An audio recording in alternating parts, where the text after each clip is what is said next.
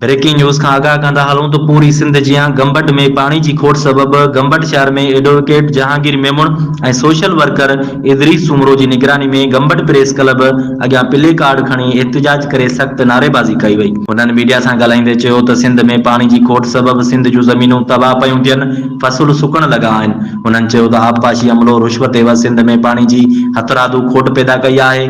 हुननि आला अख़्तियारनि खां अपील कंदे घुर कई आहे त जल्द खां जल्द सिंध में पानी फराहम करे असां मां बेचैनी ख़त्म कई वञे, न त ॿी सूरत में सख्त एहतजाज कयो वेंदो। वधीक असां सां टेलीफोन लाइन ते मौजूद आहे गंबट मां धरती टाइम न्यूज़ ऑनलाइन जे रिपोर्टर सैयद मुनवर अली शाह। जी सैयद मुनवर अली शाह, ॿुधाइजो कहिड़ा अपडेट्स आहिनि? जी मां तव्हांखे ॿुधाईंदो त पूरी सिंध जियां गंबट में भी पानी की खोट सबब गंबट जा शहरी ॿाहिरि निकिरी रोडनि ते निकिरी आया। Advocate Jahangir Memon, social worker Idris Soomro, नौजवान तहरीक जो अॻवान उमिर शाह जिलनि जी अॻवानीअ में एहतजाज कयो वियो। वधीक मां तव्हांखे ॿुधाईंदो हलां त एहतजाज कंदे सख़्त नारेबाज़ी कई वई। हिननि मीडिया सां ॻाल्हाईंदे चयो त सिंध में पानी जी खोट सबब सिंध जूं ज़मीनूं तबाह बर्बाद थी रहियूं आहिनि। हिननि चयो त आबपाशी रिश्वत सिंध जे पानी खे जी हथ खोट पैदा करे रहियो आहे। हिननि आला अख़्तियारनि खां अपील कंदे गुज़ारिश कई आहे त सिंध के पंहिंजो हक़ पानी ॾिनो वञे। जी वॾी महिरबानी सैयद मुनवर अली शाह अपडेट्स